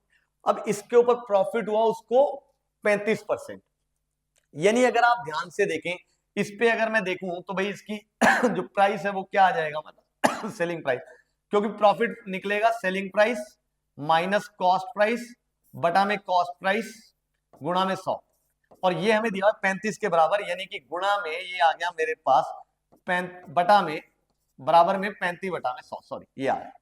यानी सेलिंग प्राइस अगर तुम ध्यान से देखो तो क्या आ गया, यहां से 5 7 5 20, और यहां से अगर तुम ध्यान से देखो तो ये भाई बन गया मेरे पास SP बटा 400 माइनस 1, यानी कि माइनस 1 उधर जाएगा तो 7 बटा 20 जमा 1, यानी कि 27 बटा 20 और गुणा में 400। तो ये आ गया, यहां से कटा 20 दूनी 20 को 20 से किया, तो सेलिंग प्राइस पहले वाले का आ गया 540 रुपए। ठीक है, सबका सेलिंग प्राइस निकाला ना, तो पहले का आ गया 540। अब दूसरे वाले का सेलिंग प्राइस अगर तुम ध्यान देखो बिल्कुल ऐसे, जब मैं फॉर्मूले निकालूंगा, सेलिंग प्राइस ये 1 है, फिर उसके बाद ये मान लो 2 है, माइनस 500 बटा में 500 गुणा में भाई 100 बराबर है 18%, यानी कि 18 बटा में 100, तो ये आ गया 9 बटा में 50, और ये -1 किया तो सेलिंग प्राइस 2 आ गया। अगर तुम ध्यान से देखो -1 उधर जाके प्लस बना तो ये आ जाएगा 59 बटा में 50, और गुणा में ये आ गया 500, तो ये आ गया 50 ढाई, यानी कि जो दूसरा सेलिंग प्राइस है वो आ गया उसका 590 रुपए, ये दूसरे बैग का। समझ आ रहा है ना कैसे निकाला हूं? अब तीसरे बैग का, तीसरे बैग के लिए सेलिंग प्राइस 3 माइनस 600 बटा में 600 गुणा में 100 बराबर है, नहीं सॉरी इसमें तो लॉस हुआ है ना इसमें तो लॉस हुआ है, तो यानी कॉस्ट प्राइस यानी कि 600 माइनस सेलिंग प्राइस बटा में 600, और बराबर में आ जाएगा मेरे पास 15 बटा में 100। तो ये दिख रहा है 5 3 5 20, तो ये आ जाएगा 1 माइनस 3 बटा 20 बराबर है सेलिंग प्राइस बटा 600, तो 1 माइनस 3 बटा 20 यानी कि 17 बटा में 20, और गुणा में क्या हो गया 600, ये आ गई सेलिंग प्राइस 3, यानी कि ये आ गया 20 30, तो सेलिंग प्राइस ऑफ थर्ड आ गया 17 3 51, यानी कि 510 रुपए। यानी ओवरऑल अगर आप ध्यान से देखो तीनों का जो सेलिंग प्राइस ये आया है, तो जो टोटल सेलिंग प्राइस उसका जो आ रहा है वो आ रहा है, अगर आप ध्यान देखो इन तीनों का जोड़, यानी 500 500 500 1500 और 1540 और 90, 1630 है ना, 1630 और 10 1640, यानी 1640 रुपए उसने टोटल में बेचा है और इतने में उसने खरीदा है। तो ध्यान से देखो, ओवरऑल उसको क्या हुआ है, प्रॉफिट हुआ है। तो प्रॉफिट कितने रुपए हुआ है यानी कि 140 रुपए, दोनों का डिफरेंस बटा में भाई 1500 और गुणा में 100, इतना प्रॉफिट परसेंट हुआ है। ये 2 जीरो से 2 जीरो गया, 5 दिए और यहाँ पे आ गया 5 दूनी 10 और 8, तो 28/3%, यानी कि यहां से दिख रहा है 9 पॉइंट समथिंग, यानी उसका आंसर है ऑप्शन सी। आप आगे देख सकते हैं 9.3% आएगा। तो यहां पे जो हमारा सवाल है वो हो गया है खत्म। मेरे ख्याल से समझ आया कैसे किया हम लोगों ने। तो चलिए फिर बढ़ते हैं इसके बाद अगले सवाल पे। हाँ जी फ्रेंड्स, ये आ गया अगला क्वेश्चन। क्या कहता है वो, a luxury smartphone is initially marked 70% above it's cost price. देखो क्वेश्चन पढ़ते ही हमें पता लग रहा है काफी लेंथी क्वेश्चन है, तो जो जो चीजें दी हुई है वो निकालते जाओ। उसने बोला उसका जो मार्क्ड प्राइस है वो कॉस्ट प्राइस से 70% ज्यादा कर दिया, यानी डेफिनेटली हम लोग कह सकते हैं कि जो मार्क्ड प्राइस है वो आ गया 70% ऐड हो गया, यानी कि 1.7 कॉस्ट प्राइस, यानी 1.7 टाइम्स कॉस्ट प्राइस हो गया है मार्क्ड प्राइस। फिर वो कहता है during clearance sale it is offered a discount of 30% on marked price. अब उसने इसके ऊपर 30% डिस्काउंट दे दिया, यानी अगर मैं सेलिंग प्राइस की बात करूं तो मैं कह सकता हूं 1.7 सीपी और इस पे 30% डिस्काउंट, यानी गुणा में 0.7, 1 माइनस 30/100 यानी कि 70/100 यानी 0.7। हाउएवर अ कॉर्पोरेट बायर, एक कॉर्पोरेट बायर था, receives an additional discount of W%, यानी एक कोई जो है हमारे पास कॉर्पोरेट बायर आ गया, वो W% और एक्स्ट्रा डिस्काउंट ले गया इस पे, यानी उसके लिए जो ये हमारे पास कॉर्पोरेट बायर है उसका अगर मैं कॉस्ट प्राइस कहूं तो वो आ गया गुणा में 1 माइनस W बटा में 100। ये है उस कॉर्पोरेट वाले बंदे का जो है वो खरीदने का, यानी ये है बेसिकली सेलिंग प्राइस जो उसके लिए पड़ रहा है। फिर वो कहता है bringing the final selling price to this, यानी ये जो सेलिंग प्राइस है ये है 56,700 के बराबर, यानी दिस बराबर 56,700। ठीक। If the shopkeeper still makes a profit of 15.5%, यानी अभी भी 15.5% का प्रॉफिट हो गया है दुकानदार को on the cost price after all discount, what is the original cost price of the smartphone and the value of W, यानी कॉस्ट प्राइस निकालना और W की वैल्यू निकालनी, दो चीजें इस बार निकालने वाली। आपको यार क्वेश्चन में बढ़िया चीज दे दी उसने, दो चीजें पूछ डाली, अब दो चीजें कैसे निकालें। देखो दिख रहा है अगर मैं यहां से W निकाल लूंगा तो कॉस्ट प्राइस तो यहीं से आ जाएगी मेरे पास।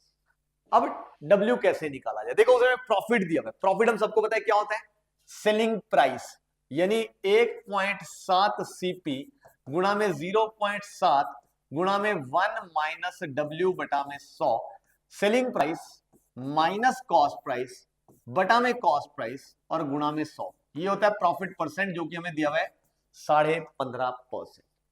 तो एक इक्वेशन देखो ये बन गई, एक इक्वेशन हमारे पास ये बनी पड़ी है, दोनों को सिंप्लीफाई करो आपके पास W और CP दोनों चीजें आ जाएगी। तो चलिए कर लेते हैं थोड़ा कैलकुलेटिव है। देखो CP यहां से कॉमन आकर इसके बाद कैंसिल हो जाएगा, तो यहां पे आ गया भाई 1.7 इंटू 0.7, यानी 17 को 7 से किया तो ऑफकोर्स 119, यानी 1.19, फिलहाल मैं इसको ये लिख लेता हूं, गुणा में 1 माइनस W बटा में 100 और यहां पे आ गया -1 और बराबर में आ गया मेरे पास 155 बटा में 1000, और जो यहां पे -1 था वो हो गया +1। Is that okay? यहां पे क्योंकि -1 बन रहा है तो ये +1 बन गया, तो ये आ गया यहां पे 255 बटा में 100। मेरे ख्याल से ठीक किया मैंने, देखना जरा। अब यहां पे दिख रहा है, देखो ये कैलकुलेशन और भी इजी हो रही है। यहां पे आ गया मेरे पास भाई 5 पंजे और ये, और यहाँ पे आ गया 5 दूनी, तो यहां से मुझे दिख रहा है 1 माइनस W बटा 100 की जो वैल्यू है वो आ गई 51 बटा में 20 और गुणा में 1.19। ठीक, यानी यहां से अगर आप ध्यान से देखें तो ये डेसिमल हटा दो, यहां पे आ गया 100, यानी एक 0 से एक 0 कैंसल, यानी ये आ गया 510 बटा में, अगर तुम ध्यान देखो 119 को 2 से किया तो ऑफकोर्स 238, यानी अगर मैं इसको उठा के इधर ले आऊं तो देखना जरा क्या बनेगा, ये गड़बड़ हो गया कुछ है। 15.5 तो बटा में 100, यहां से मैंने कॉस्ट प्राइस लिया कॉमन, उससे कैंसिल कर दिया, तो 17 साते 119, क्योंकि 17 जी के 102 और 119, तो 1.19 गुणा में ये -1 था, तो ये उधर जाके +1 हो गया, तो ये बन गया अच्छा सॉरी 155 बटा 1000 होना था ये थोड़ी सी कैलकुलेशन गड़बड़ हो गई। तो यहां पे मेरे हिसाब से ये थक रहा हूं अब मैं भाई, तो यहां से आ जाएगा मेरे पास 1155 बटा में 1000। ठीक, तो अब यहां से मुझे दिख रहा है 5 दूनी 10 और उसके बाद 15, तो 5 3 और 1, और यहां से आ जाएगा 5 दूनी 10, तो ये आ गया 200, यानी यहां से आ गया 231 बटा में 200 और गुणा में 119, और ये आ गया 100 ऊपर। तो यहां से दिख रहा है ये 2 0 से 2 0 कट गया है, तो ये आ जाएगा मेरे पास भाई 231 बटा में 238। तो यहां से जब मैं इसको उठा के ले, तो ये आ जाएगा 1 माइनस ये, यानी ये आ गया 7 बटा में 238, क्योंकि 238 माइनस 231 यानी 7 बटा 238, और बराबर में W बटा में 100। मैं इसको उठा के उधर ले गया, और जो बटा में 100 था वो इधर आ गया, तो ये आ गया 700 बटा में 238। यानी अगर मैं W की वैल्यू निकालूं तो 238 को अगर मैं 2 से करूं छोटा रह जाएगा, 238 को मैं अगर 3 से करता हूं, देखना जरा, 3 8 24, 2 3 3 9 और 2 11, फिर 1 और 3 दूनी 6 और 1 7, लगभग ये 3% के आसपास जाएगा, यानी 2.9 के आसपास जा रहा है। तो ऑप्शन देखें जरा, 2.9 मतलब ये तो नहीं हो सकता, यानी डेफिनेटली आंसर जो है वो ऑप्शन ए ही होना चाहिए, क्योंकि 2.9 के आसपास जा रहा है तो 3% ही होगा, 2.5 नहीं हो सकता। तो यहां से एक को ही सॉल्व करके हमारा क्वेश्चन सॉल्व हो गया। हालांकि अगर हम निकालना चाहें तो यहां से अब क्योंकि हमारे पास W आ चुका है, तो हम क्या निकाल सकते हैं, कॉस्ट प्राइस निकाल सकते हैं, बट उतनी कैलकुलेशन हमें करने की जरूरत ही नहीं है, क्योंकि एक को करने से ही हमारा काम सॉल्व हो रहा है। Is that okay? टाइम बचाना है हमने, ध्यान से, टाइम जहां से भी बचे हमारे लिए फायदेमंद है। तो चलिए, अभी आपको समझ आ गया होगा, इसके बाद हम बढ़ते हैं अगले सवाल पे, और ये आ गया है अगला सवाल, जिसमें ये कहता है कि भाई P and Q complete a work in 16 days and 24 days, यानी P एक काम को 16 दिन में पूरा करता है और Q उसी काम को 24 दिन में करता है। They begin the work together but Q leaves after 6 days, but 6 दिन के बाद Q छोड़ गया। How many more days will P take to finish the remaining work, बाकी बचे हुए काम को खत्म करने के लिए P को कितना टाइम लगेगा, ये हम लोगों ने बताना है। तो देखो, वर्क टाइम एफिशिएंसी वाला क्वेश्चन है। देखो, अगर P 16 दिन में काम करता है, मतलब P का जो एक दिन में काम है वो मैं मान सकता हूं 1/16 है। Is that okay? यानी P की एफिशिएंसी है और Q की एफिशिएंसी मैं कह सकता हूं 1/24 है। अब यहां पे अगर तुम ध्यान से देखो, 6 दिन दोनों ने इकट्ठे काम किया, फिर क्यों निकल गया, यानी 6 दिन में दोनों ने कितना काम किया होगा, यानी 1/16 जमा 1/24 और गुणा में 6, दोनों के एक एक दिन का काम, और उसको गुणा मैंने किससे कर दिया, 6 से। Is that okay? अब प्लस बाकी दिन P ने काम किया होगा। अब बाकी दिन P ने काम किया तो पता नहीं कितने दिन काम किया है, तो P एक दिन में काम करता है 1/16, और कितने दिन किया, मान लो n, तो ये टोटल काम हो गया, इसमें काम खत्म हो जाएगा, यानी इन सब का सम किसके बराबर, 1 के बराबर, 1 के बराबर, कि काम खत्म हो गया। Is that okay? अब यहां से अगर आप ध्यान दो, हम सिंप्लीफाई कर लेते हैं। देखो 16 6 96, 24 6 96, तो हम एलसीएम ले लेते हैं 96, तो ये आ जाएगा 6 और यहाँ पे 24, तो ये आ जाएगा 10 गुणा में 6 और जमा में n/16 बराबर है 1, तो ये आ गया मेरे पास, 6 को 16 से किया तो यहां से दिख रहा है n जमा 10 बटा में 16 बराबर है 1, यानी कि ये, और यहां से n की वैल्यू आ गई 6, यानी 6 दिन में काम वो और लगा के और खत्म कर देगा। यहां पे हमारा सवाल खत्म हो गया। समझ आ गया? तो चलिए मेरे बच्चों, बढ़ते हैं इसके बाद हम लोग अगले सवाल पे। अब अगले सवाल में वो कहता है कि भाई ये है हमारे पास, देखें जरा कौन से कॉन्सेप्ट का है ये सवाल। ये है हमारे पास, अगर आप ध्यान से देखो, a trader mixes 2 qualities of coffee, 2 quality की कॉफी की बात हो रही है। मान लीजिए एक ए क्वालिटी है और एक बी क्वालिटी है, ठीक। वो कहता है द फर्स्ट क्वालिटी कॉस्ट 240 रुपए पर केजी, यानी इसकी जो कॉस्ट है हम मान लेते हैं 240 रुपए पर केजी है, and is mixed with the second quality. अब दूसरे का रेट क्या है हमें नहीं पता, mixed with the second quality in the ratio 5:7, दोनों को मिक्स कर दिया गया है 5:7 रेशियो में। यानी अगर हमने इसका भाई 5 के किलो लिया तो इसका हमने 7 के किलो ले लिया, रेशियो है तो हम ऐसे ही करते हैं। फिर वो कहता है if the mixture is sold 200 rupees per KG at no profit no loss, यानी अब इसने इस मिक्सचर को बेच दिया 200 रुपए किलो पे, तो जो उसका सेलिंग प्राइस जो बना है वो कितना बन गया है 200 गुणा में टोटल केजी, टोटल केजी है 12 केजी, तो यहां से आ जाएगा 12 के गुणा में 200, ये आ गया उसका सेलिंग प्राइस। अब वो कह रहा है कि नो प्रॉफिट नो लॉस पे बेचा है, इसका मतलब यही क्या है उसका कॉस्ट प्राइस भी है, ठीक है। फिर वो कहता है what is the cost price पर केजी ऑफ सेकंड क्वालिटी, इसका कॉस्ट प्राइस क्या है, तो हम मान लो इसका कॉस्ट प्राइस क्या देते हैं ₹X पर केजी, तो हमने X निकालना है मेरे बच्चों, तो X कैसे निकाला जाए, अब कॉस्ट प्राइस निकाल लेते हैं भाई, इसके 240 रुपए का एक, तो 5 के का क्या रेट हो गया हमारे पास भाई 240 गुना में 5 के, इसका 1 किलो का X भाव तो 7 के का X गुणा में 7 के, और इन दोनों को जोड़ दिया तो ये क्या आ गया मेरे पास कॉस्ट प्राइस, और ये किसके बराबर दिया हुआ है 12 के गुणा में 200 के बराबर। तो यहां से मुझे एक चीज समझ आ रही है, देखो के कॉमन आया, इस के के साथ कैंसिल हो गया, तो ये आ गया 240 गुणा में 5 जमा में यहां आ गया 7x बराबर में 12 गुणा में 200, मेरे ख्याल से ये वाली चीज समझ आ रही है।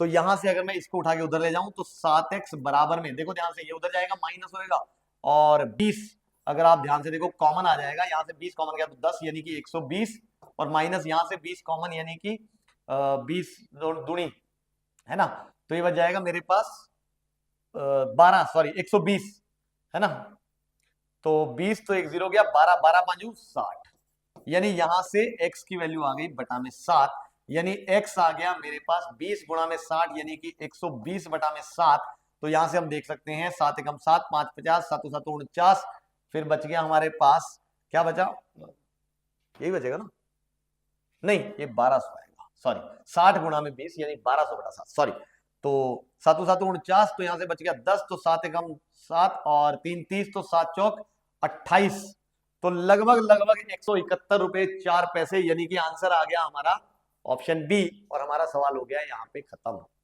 ये मिक्सचर वाले क्वेश्चन भी हम ऐसे काफी करते रहते हैं, तो समझ आ गया होगा। तो चलिए इसके बाद हम लोग बढ़ते हैं अगले सवाल पे, और ये है अगला सवाल जिसमें वो कहता है, भाई देखें कौन से कॉन्सेप्ट का है ये, वो कहता है M and N can complete a certain project together in 36 days, दोनों मिलके एक प्रोजेक्ट को 36 दिनों में काम कर सकते हैं, 36 दिनों में खत्म कर सकते हैं। आफ्टर M वर्क्स 20 डेज, यानी अगर M ने 20 दिन काम कर लिया, N is left to finish the remaining work by himself in 52 days, यानी पहले 20 दिन M ने काम किया और बचे हुए काम को N ने अकेले किया 52 दिनों में। How many days would it take for N to complete the entire project? अब उसने पूरे का पूरा काम अगर खत्म करना हो अकेले N ने, तो कितने दिन में करेगा, ये हमने निकाला। Is that okay? तो ये फिर वर्क एफिशिएंसी का ही सवाल है। तो यहां पे अगर हम कहें कि मान लो M की एफिशिएंसी M है और N की एफिशिएंसी N है, तो इनके जो एक दिन का जो काम आएगा वो आ जाएगा इन दोनों का सम बराबर है 1/36, क्योंकि दोनों मिलके 36 दिन में काम खत्म कर देते हैं, तो दोनों का जो मिलके जो एफिशिएंसी निकल के आएगी, एक दिन का जो काम निकल के आएगा वो 1/36, यानी M + N 1/36। अब यहां से वो कहता है M ने 20 दिन काम किया, यानी अगर आप ध्यान से देखो M की एफिशिएंसी हम M मान रहे हैं, तो उसने 20 दिन काम किया, तो उसने कितना काम किया 20 M, और फिर N ने काम किया भाई 52 दिनों के लिए। अब N की एफिशिएंसी हम ले रहे हैं N, और 52 दिन काम किया यानी 52 इसका, और अगर मैं इन दोनों को जोड़ दूं तो काम क्या हुआ, काम कंप्लीट हो गया, यानी बराबर है 1। समझ आया, जब ऐसे दोनों ने काम किया तो काम कंप्लीट हो गया। अब अगर N आ गया तो बात खत्म हो जाएगी, क्योंकि N की एफिशिएंसी आ जाएगी, हमारा सवाल खत्म हो जाएगा। तो अब N कैसे निकालें, देखो उसके लिए मुझे दिख रहा है पहले तो 4 कॉमन आ रहा है, तो ये बन गया 5M जमा में 13N, और जो यहां से 4 कॉमन गया वो इधर चला गया 1/4। अब इन दोनों से हम लोग M और N की बात कर सकते हैं, हमें N चाहिए तो M को हटाते तो इसको 5 से गुणा कर लेता हूं, तो ये आ गया 5M जमा 5N बराबर है 5/36, और अब मैं इन दोनों को क्या कर देता हूं माइनस कर देता हूं, ये कैंसिल हुआ तो ये आ गया 5 और 3 8, 8N बराबर है, अब यहां पे भी हम 36 बना लेते हैं, 1/4 है तो मैं इसको लिख लेता हूं 9/36, यानी ये आ गया मेरे पास 4/36, 36। तो यहां से मुझे दिख रहा है 4 एकम 4 दूनी, और यहां से 2 एकम, और ये आ गया 2 72, यानी कि एन का जो एक दिन का काम है वो 1/72 है एन की एफिशिएंसी। यानी एन को काम करने में कितने दिन लगेंगे? ऑफ कोर्स इसका रेसिप्रोकल यानी 72 दिन, यानी कि ऑप्शन सी। और हमारा सवाल खत्म। समझ आ गया है? तो चलिए फिर, समझ आ गया है तो फिर देरी किस बात की है, बढ़ते हैं इसके बाद अगले सवाल पे। और ये आ गया है अगला सवाल। अब अगले सवाल में देखिए वो क्या कहता है हमारे को। A tank holds a mixture of strawberry, blueberry and raspberry juices. यानी स्ट्रॉबेरी की बात हो रही है, ब्लूबेरी की बात हो रही है और रसबेरी की बात हो रही है। एक टैंक के अंदर इन तीनों का मिक्सचर है इन द रेशियो 6:9:5 रिस्पेक्टिवली। यानी इसका अगर हम देखें तो 6 के लीटर है, इसका 9 के लीटर है और इसका 5 के लीटर है। यानी टोटल मिक्सचर में से इतना लीटर स्ट्रॉबेरी, इतना लीटर ब्लूबेरी और इतना लीटर रसबेरी है, ये हमें पता है। फिर वो कहता है 40 litres of this mixture is taken out and then 15 litre of strawberry and 10 litre juices are added to the tank. अब इस टोटल टैंक में से 40 लीटर निकाल लिया मिक्सचर में से। अब दिख रहा है हमें अगर 40 लीटर टोटल निकाला है तो उसमें से कुछ जो है वो स्ट्रॉबेरी निकला होगा, कुछ ब्लूबेरी निकला होगा, कुछ रसबेरी निकला होगा। तो कितना कितना निकला है जरा हम देखें। अब देखो जिस रेशियो में ये था उस रेशियो में निकला होगा। तो ये कितना आउट हुआ, अगर मैं इसकी बात करूं कि ये कितना आउट हुआ, तो जितना इसका हिस्सा था यानी 6 बटा में, 6 के बटा में टोटल क्या है 9 6 15 5 20, यानी 6 बटा में 20 गुणा में 40 लीटर, यानी कि 20 दूनी तो 12 लीटर। यानी स्ट्रॉबेरी बाहर हो गया 12 लीटर। सिमिलरली अगर मैं ब्लूबेरी की बात करूं, ब्लूबेरी कितना बाहर निकला है तो 9 के है, यानी कि 9 बटा में 20 गुणा में 40, यानी 20 दूनी तो ये आ गया 18 लीटर। यानी ब्लूबेरी आउट हुआ है 18 लीटर। और रसबेरी की अगर मैं बात करूं कि रसबेरी कितना बाहर निकला है तो 5 बटा में 20 गुणा में 40 तो ये आ गया 10 लीटर। यानी ये जो है 12 लीटर निकल चुका है, ये जो है 18 लीटर निकल चुका है और ये जो है 10 लीटर निकल चुका है। यानी अब अगर हम देखें मिक्सचर में तो हमारे पास स्ट्रॉबेरी कितना बचा हुआ है, पहले 6 के लीटर था अब -12। फिर उसके बाद ब्लूबेरी की अगर हम बात करें तो कितना बचा हुआ है, पहले 9 के लीटर था अब हमारे पास 9 के -18, तो ये आ गया 9 के -18। और यहां पे ये था 5 के, यानी कि 5 के -10। यानी ये बचा हुआ है स्ट्रॉबेरी, ये बचा हुआ है ब्लूबेरी और ये बचा हुआ है रसबेरी। अब निकालने के बाद फिर वो साथ में कुछ और भी कह रहे हैं कि 15 लीटर हमने स्ट्रॉबेरी ऐड कर दिया और 10 लीटर हमने रसबेरी ऐड कर दिया, यानी इसमें 15 लीटर जोड़ दिया हमने। यानी अब स्ट्रॉबेरी कितना हो गया, वापस हो गया 6 के -12 जमा 15, यानी कि 6 के जमा 3 लीटर, है ना। 12 लीटर निकला तो 15 लीटर ऐड हो गया, तो अल्टीमेटली शुरू में 6 के था उसमें 3 लीटर जुड़ गया। और ब्लूबेरी में हमने नहीं जोड़ा कुछ भी, रसबेरी में 10 लीटर, यानी कि इसमें अगर मैं 10 लीटर जोड़ दूं तो -10 + 10 कैंसिल हो गया, यानी अब यानी ये ऐड करने के बाद अब मिक्सचर में इतना स्ट्रॉबेरी है, इतना ब्लूबेरी है और इतना रसबेरी। ठीक, अब वो क्या कहता है, if the resulting quantity of blueberry juice, अब जो रिजल्टिंग क्वांटिटी है ब्लूबेरी जूस की यानी ये is 22 litre more than the resulting quantity of strawberry, यानी ये जो है अब 22 लीटर ज्यादा है, किससे भाई, स्ट्रॉबेरी जूस से। स्ट्रॉबेरी जूस से 22 लीटर ज्यादा है, इसका मतलब 9 के -18 जो है वो 6 के जमा 3 जमा 22 के बराबर है। अगर आप ध्यान देखें स्ट्रॉबेरी से 22 लीटर ज्यादा तो मैंने उसमें 22 लीटर ऐड कर दिया तो ब्लूबेरी के बराबर आ गया। अब यहां से मुझे दिख रहा है अगर मैं इसको इधर ले आऊं तो ये आ जाएगा 3K और ये उधर गया तो ये बन गया 22 और 3 25 और 18 43, यानी यहां से K की वैल्यू आ गई 43/3। ठीक, फिर वो कहते हैं what was the initial quantity mixture in the tank, तो शुरू में टोटल क्वांटिटी कितनी थी ये हमने निकालनी है। तो टोटल क्वांटिटी थी 6 के इसकी, 9 के इसकी, 5 के इसकी, तो टोटल क्वांटिटी कितनी होगी अगर आप ध्यान देखो, इन तीनों को हमने जोड़ा तो क्या बन गया मेरे पास भाई 20, तो 20 इंटू के यानी 20 इंटू 43/3, तो यहां से दिख रहा है ये बन गया 2 3 6 तो 860/3। तो यहां से अब हम डिवाइड कर लेते हैं, 3 30 से तो कम ही होगा, यानी डेफिनेटली आंसर 287 है। दिख रहा है ऑप्शन से, हमें डिवाइड करने की जरूरत ही नहीं, बाकी करके देखना चाहते हो कर लो, 287 के आसपास आ जाएगा।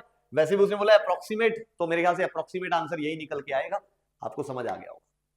ठीक है, तो चलिए इसके बाद हम लोग बढ़ते हैं अगले सवाल पे, और ये आ गया है अगला सवाल जिसमें ये कहता है भाई, क्या कहता है, a taxi travels at a constant speed of 75 kilometre to cover a certain distance in this time.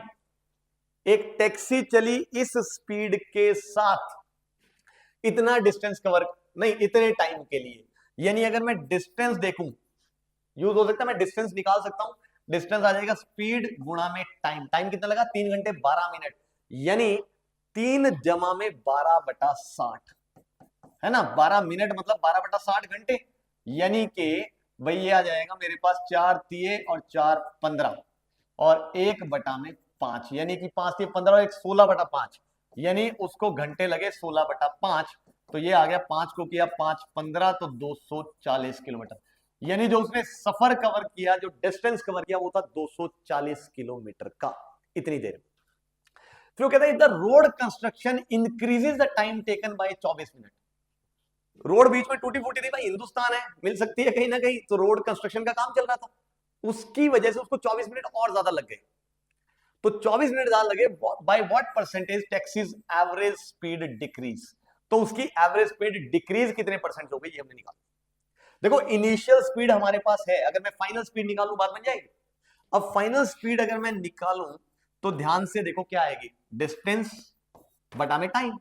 अब टाइम कितना लगा, अगर आप ध्यान से देखो पहले उसको लग रहे थे 3 घंटे 12 मिनट, अब उसको 24 मिनट और लग गए, यानी 3 घंटे 36 मिनट, यानी घंटों के हिसाब से अगर हम देखें तो 3 घंटे जमा में 36/60 घंटे, तो ये आ जाएगा भाई 6 छीक और 6 धाए, तो यहां से आ गया 3/5, तो 5 थे 15 और 3 18, यानी कि 18/5, यानी कि ये, यानी उसकी जो फाइनल स्पीड है वो ये रही है। इसको अगर मैं थोड़ा ठीक करूं, 6 दिए और ये आ गया 40, तो ये आ जाएगा 200/3, ये स्पीड उसकी फाइनल रही है। यानी अगर आप देखो 3 छीक 18 तो 20, 3 छीक 18, 3 छीक 18 और फिर तो लगभग ये स्पीड उसकी रही है किलोमीटर पर आवर, ये उसकी फाइनल स्पीड है। तो शुरू वाली जो स्पीड थी वो ये थी, अब उसकी डिक्रीज हो गई है, कितने परसेंट से डिक्रीज हुई है ये देखना हमने।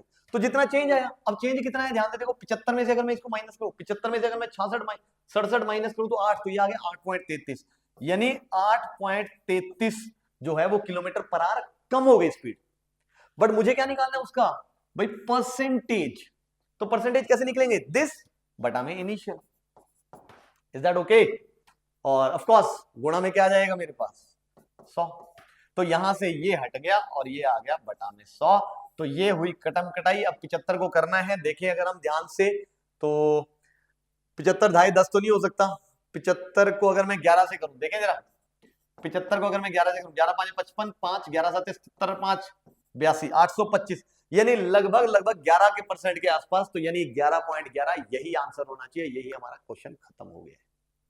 ये मैं आपको बार बार कह रहा हूं, ऑप्शन को पढ़ते हुए ध्यान से, बिना पूरी कैलकुलेशन किए, बिना टाइम गवाए हम लोगों को अपने क्वेश्चंस पूरे करने हैं। जितना टाइम बचा सकते उतना टाइम हम लोगों ने बचाना है, तो ध्यान से, इज दैट ओके। तो चलिए बच्चों, इसके बाद हम लोग बढ़ते हैं अगले सवाल के ऊपर, और अगला सवाल आ गया है हमारे पास ये वाला। अब इस सवाल में वो क्या कहते हैं, चलो देखें जरा किस कॉन्सेप्ट का है ये सवाल। हाँ जी, ये फिर स्पीड वगैरह क्या है, वो कहता है a person cycles home to work at a speed of 8 kilometre per hour. वो अपने घर से काम के लिए जाता है 8 किलोमीटर पर आवर में, एंड रीचेज 18 मिनट्स लेट, और वो 18 मिनट लेट पहुंचता है। यानी अगर उसकी स्पीड है 8 kilometre per our, 8 kilometre per our, तो जितना टाइम उसको लगना चाहिए था उसमें 18 मिनट ऐड हो जाते हैं। यानी अगर हम देखें तो टाइम के बारे में, अगर पहले उसको मान लो टी घंटे लग रहे थे, तो अब उसको कितने घंटे लग रहे हैं, नहीं टी मिनट अगर लग रहे थे तो अब उसको कितने मिनट लग रहे हैं, टी प्लस 18 मिनट्स उसको लग रहे हैं। ये मैं मिनट्स में चल रहा हूं, टी को ही मैंने किस में माना, मिनट्स में, क्योंकि मिनट्स में बात हो रही है। तो अगर पहले उसको टी मिनट्स लग रहे थे तो अब उसको टी प्लस 18 मिनट लग रहे हैं, अगर वो 8 किलोमीटर पर आवर की स्पीड से जाए।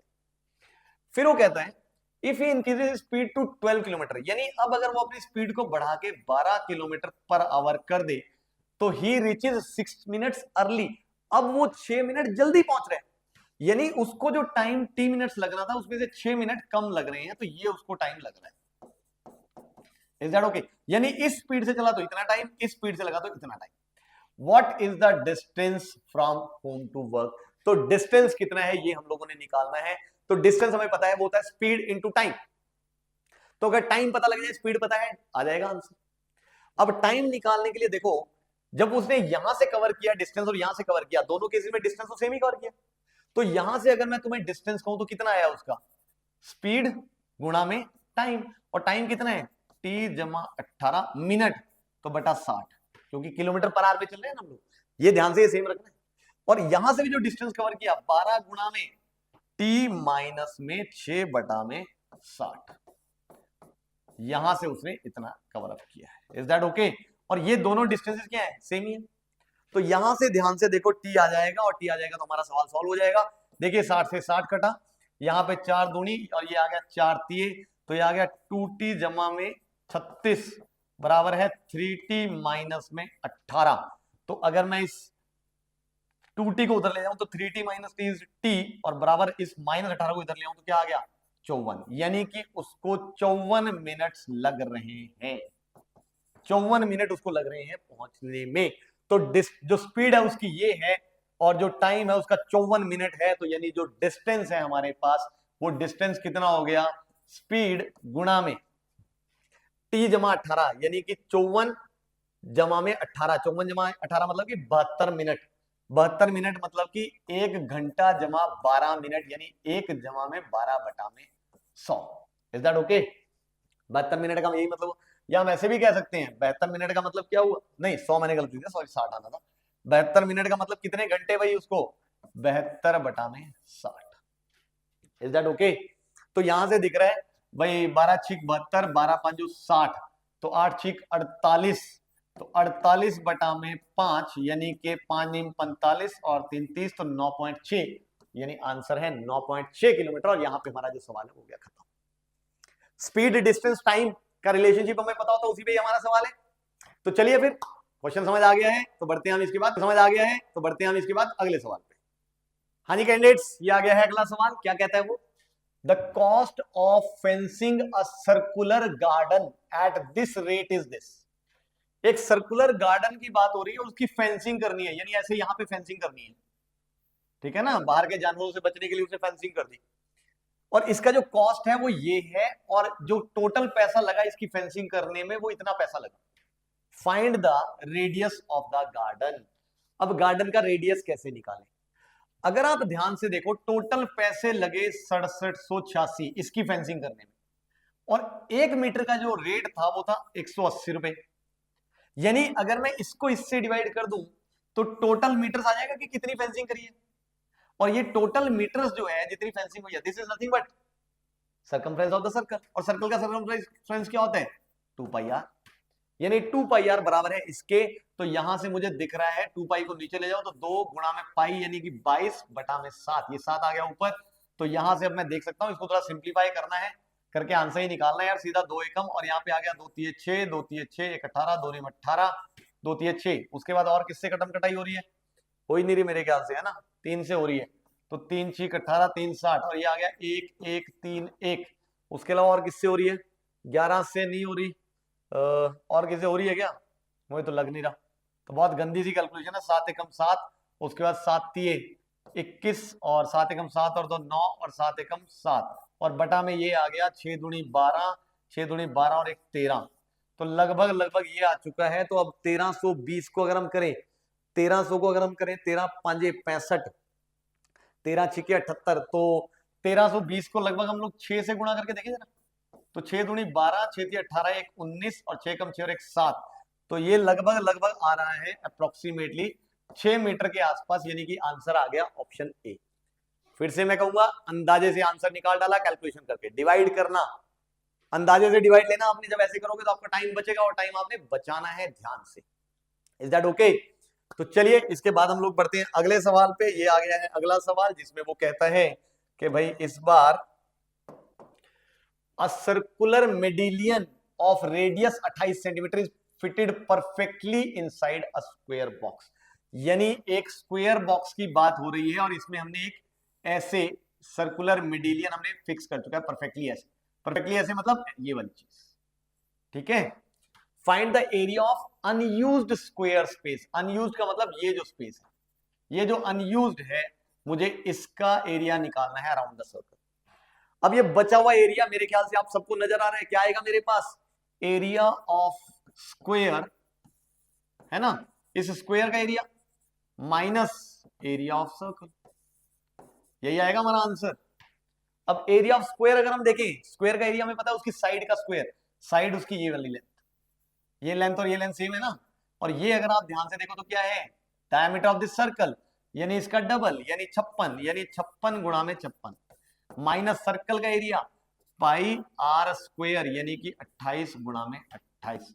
इसको सिंप्लीफाई करो, आंसर पाओ। अब इसको सिंप्लीफाई करने के लिए दिख रहा है 28 गुणा में 28 कॉमन आ रहा है ना, तो यहाँ पे क्या बच गया, 28 कॉमन गया 2, 28 कॉमन गया 2, 2 दूनी 4, माइनस यहाँ पे क्या आ गया 22 बटा में 7, तो यहां से आ गया 28 गुणा में 7 चौक 28, यानी कि 28 माइनस 22 6 बटा में 7, तो ये आ गया 7 चौक, है ना, तो ये आ जाएगा 28 गुणा में 24।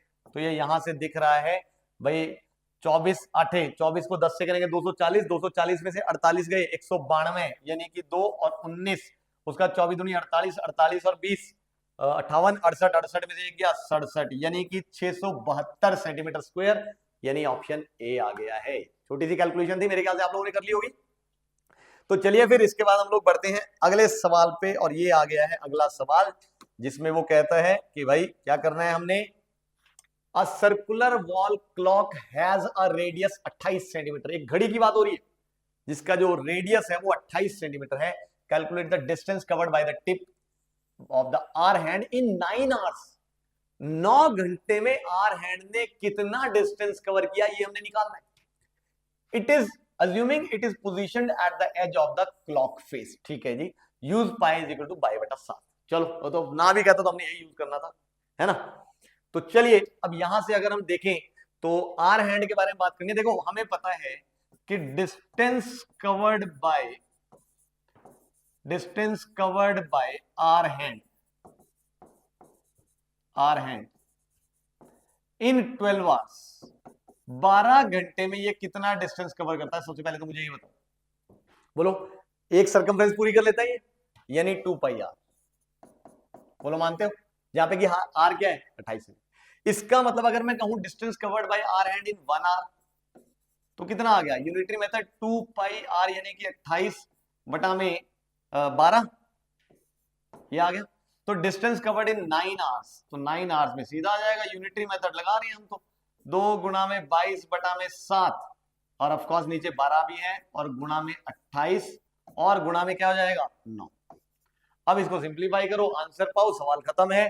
7 एकम 7 चौके, 4 एकम 4 तिये, 3 एकम 3 तिये, तो यहां से आ गया 22 इंटू 2 इंटू 3, तो 22 इंटू 6, तो 6 दूनी 12, 6 दूनी 1 मिनट 6 दूनी 12, यानी कि 2 और 1 इधर, और फिर उसका 6 दूनी 12 और 1 13, यानी कि 132 सेंटीमीटर, यानी ऑप्शन ए, और सवाल हो गया खत्म, है ना। ये छोटे छोटे से क्वेश्चन है, ये तो हमें आते ही हैं।